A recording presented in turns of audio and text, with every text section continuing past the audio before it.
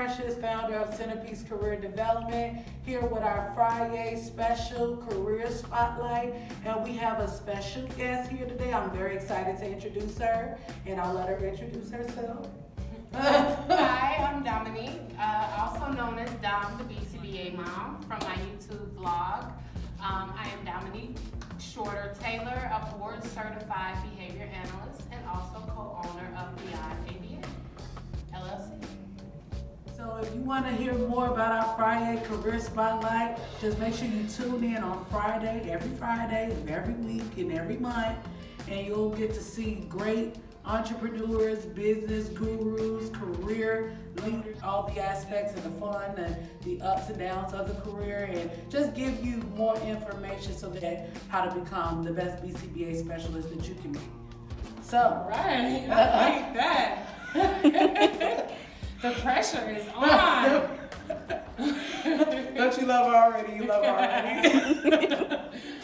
So we'll get started. I am a Board Certified Behavior Analyst, or a BCBA, and I am also the co-owner of Beyond ABA LLC, which is a private practice, and we provide ABA services to children and adults with autism and other special needs. Did you take a traditional path to entering into that career path, or was it a little bump around the road, or tell me a little bit about that? So I think I was as traditional as possible when considering some of the things that Black girls go through as they grow up. So did I always have college on my mind? I did. Was I introduced to college at an early age? I was. And I knew that that's what I was supposed to do, but I didn't necessarily have a plan to get me to where I am now. It just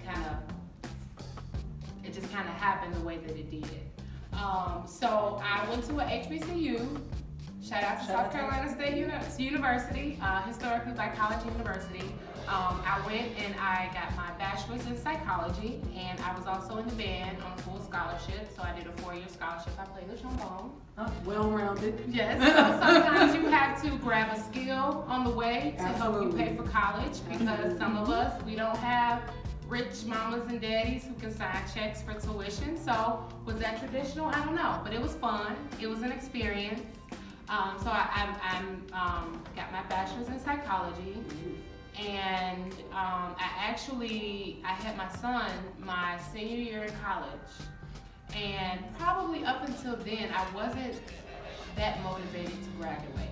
I was just really having a good time. I was enjoying the experience. I was traveling with the band.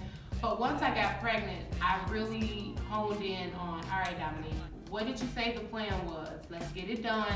Let's get out of this school so you can set a better example for your son. It's like I had to get serious. I got the best grades of my life that year, like the best grades. I don't know what it was. So that was definitely not traditional, but it really propelled me to where I am now. So then I got my bachelor's in South Carolina. After graduation, I came back home. And because I was a single mother, I instantly thought, well, what could I do now so that now I'm not a part of the stereotype? Now I'm not a part of the stigma of young Black single mother, just what now? So I said, all right, right. What's, you're back home, don't fall into the same routine, so what can I do? And instantly I was like, okay, go get your master's. So I enrolled in a master's program within the first 2 months, because I knew if I got comfortable, I may not do anything else. So I had to keep that momentum going. And most people would say that was untraditional, to have a new baby, to have a full-time job. I had 2 jobs at the time. I was a waitress at Olive Garden, and I just got hired in my very first job as a direct support specialist. That was my first time working in the field. Wow. And it was very entry level. I had the worst hours ever, and I was responsible for a lot of direct care, but it really gave me the skills that I needed. And so I was a full-time mom, I was a single mom, I was a full-time grad student, I was working full-time, and I was getting my master's in psychology. I would say that's not traditional, that's superb. So definitely, kudos to you for that. It's not traditional, but the tradition of doing well, the tradition of you have to be twice as good to get half the respect of other people was still there. So even though there were some things that I felt like may have set me back, it really helped propel me forward because I knew I had to work twice as hard because of my circumstances, because I had to, get a scholarship to pay for school, because I had to get 2 jobs, because of the circumstances, I knew that I had to go harder. So you've kind of addressed some of the other questions too. So the barriers, you spoke about the barriers being a mom while going to college, any other points you want to make about how that, any of the barriers that you experienced during that time, and what would you say you would define success? It sounds like you kind of said it in there, but just let's spell it out for our viewers today. Okay, so if I were to address some of the barriers, I would say one of them is being a single mother. At any age, being a single mother or a mother period is hard. Another barrier would be age. I have always been one of the youngest individuals in my field. Because I already had a bachelor's degree, I quickly got promoted to a case manager and other supervisory roles, but yet I was managing people who were my mother's age or my grandmother's age. So that was always a barrier to me, that people didn't take me seriously because I looked young. Or, even being a young mother, dropping off my kids, picking up my kid, I felt like people were judging me because I look young. So a lot of people don't think about it, but there is discrimination against age, whether you're 65 trying to find a job or 25 and you're just getting into your career. You need experience, but a lot of people aren't going to hire you because they feel like you may be too young, or they may not respect you. Another barrier, of course, is being Black. I didn't really experience the microaggression that I do now when I first started my career, probably because I was unaware. When you are ignorant or oblivious, like ignorance, it really is bliss. And when you don't realize that there are systemic barriers set in place for Black women to not do as well, whether it's their home life, their environmental life, the pay gap, access to education, access to just all of these things.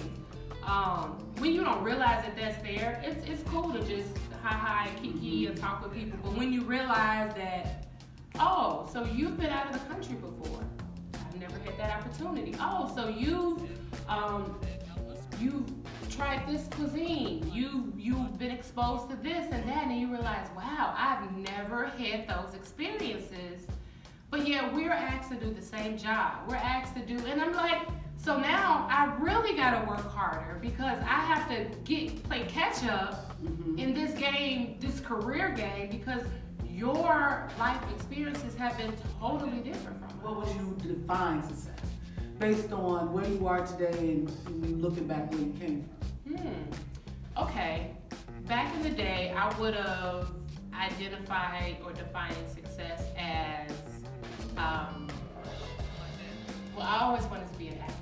So success for me was like being on the big stage, having fans, just being able to touch people and to make people laugh. I always thought I was going to be like a comedian, actress. I would say you do that in your volunteer work through your church too, right? Full circle. You tapping into your purpose. Full circle. Because I allowed myself to serve at my local church, I am now able to kind of relive or to just be introduced to something that really brought me joy. So that is a part of how I define success. If you can tap into your little girl's dreams, whatever you felt like you should have been as a little girl, if you can tap into that in adulthood, even if it's not how you make money, but that's just how you bring happiness to your life, I feel like that's a bit of success. A piece of success that I didn't think would be so precious is peace. peace of mind. I am the mother of 2.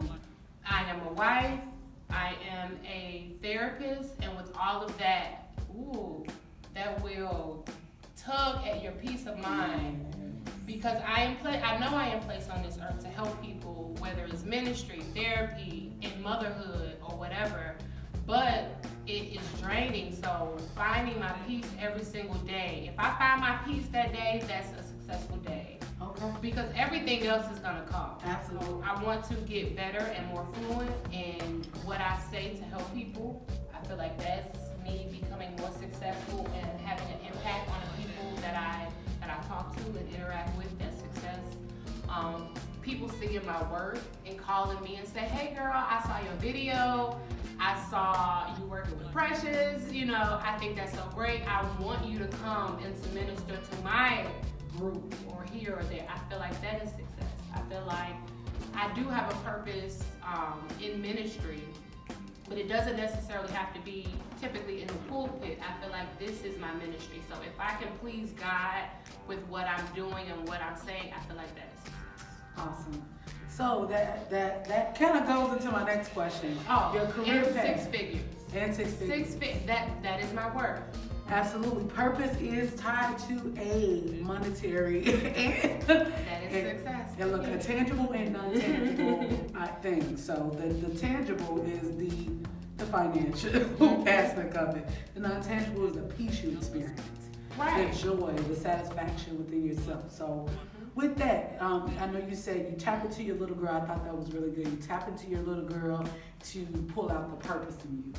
And is there any times where your career path that you do on a day-to-day for the monetary rewards or the monetary part of it, do they connect often?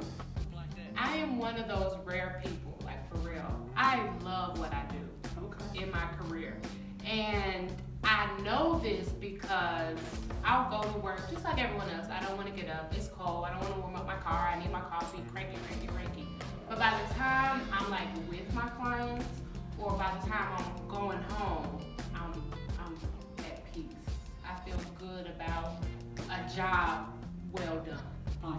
So I think that's just a good feeling, and it reaffirms me that this is also a part of my purpose. So I do think it finds its way to a line at least once a day. Okay. Yeah. So if there was someone that's watching us today and they say, hey, I want to become a BCBA. I want to become a Board Certified Behavior Analyst. What would you tell them?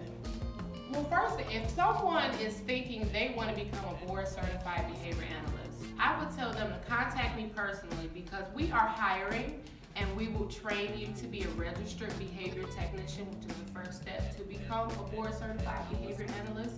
And that way you'll get core hands-on experience with BCBAs of color who just know the field a little differently than other people. So that's the first step. And the reason I say that is because this field is not for everyone. It takes a really special person to be in this field. It's not about the money. If you do not know how to treat people, if you don't have those soft skills, if you don't have empathy, you can have all the education in the world. This is not the job for you. Absolutely. So, that being said, there are different avenues. The way I did it is I got my bachelor's in psychology, which is typical. And then you can either get a master's in psychology, which is what I did, or you can get a master's in behavior analysis. That's if you go to a school like the Chicago school, or they have a lot of programs online. There are limited schools that offer a master's in behavior analysis, so you would have to look those schools up. Once you get the master's in behavior analysis, it's a very rigorous program. So once you get your master's, and the coursework is very rigorous for a reason, because this job is in demand and you will get a job immediately after you pass your exam or immediately after you graduate. So after you take the coursework, then you have to do 1,000 to 1,500 hours of practicum, which is an internship, which is what we offer. We offer supervision, we offer internship, and we'll give you these hands-on skills. So your company offers that? Yes, we do. Her company offers that. What's your company's name? Beyond ABA LLC. You You heard it. In the Chicagoland area. And so before you head to Beyond ABA, LLC. Beyond ABA LLC, you want to definitely reach out to Centerpeace so we can help get you prepped for that. Yes. We want to make sure that your brand is on tight.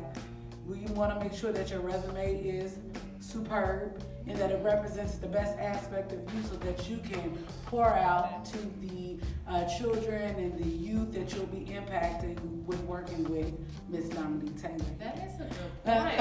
You have to get all the logistics in order. It's all a profession. So after that, after the practicum or the internship, then you have to sit for the exam. Now that's the hard part. It's like passing the board if you were to become a lawyer, or passing the big test to become a project manager. It's the test.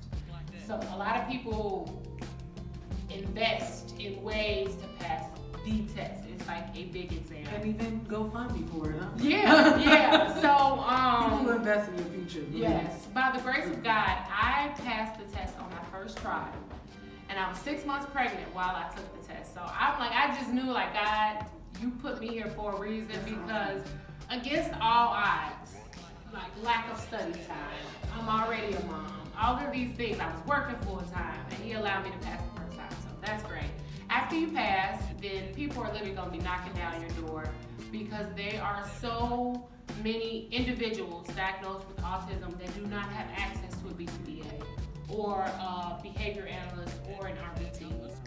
So it's our job as Beyond ABA to equip you guys with as much skills as you need so we can continue to pour into more people and more people and more people. So these are not my skills to keep to myself. These are my skills to share and to equip other people. Okay. Yeah. That's awesome. So guys, I would like to thank you, Dominique, for coming today. Thanks for having me. This was awesome. This and I hope you all have learned a lot about this area, this industry, this field, and that you'll take advantage of the information here. Contact CCD today, contact ABA, and let's get this game on the road. Yeah. There's people waiting for you, and we want to make sure you're ready for them. So let's jump on. So thank you, Dominique, for coming on today. I really appreciate it. I hope everyone out there has enjoyed the information that she's provided, that you will reach out to Centerpeace so that we can get your branding and get you prepared to become a valuable part of her community and her industry and her business. Yes. And so also she'll let you know exactly where to reach her if you want to reach out. Yes, if you would like to reach us, you can visit our website at www.beyond-aba.com. Or if you want to reach me or check out some of my parenting blog videos, you can check me out on YouTube, Dom the BCBA MOM. And you'll be able to click the links in the description below. So thank you guys for watching. Have a good Friday. Take care. Bye.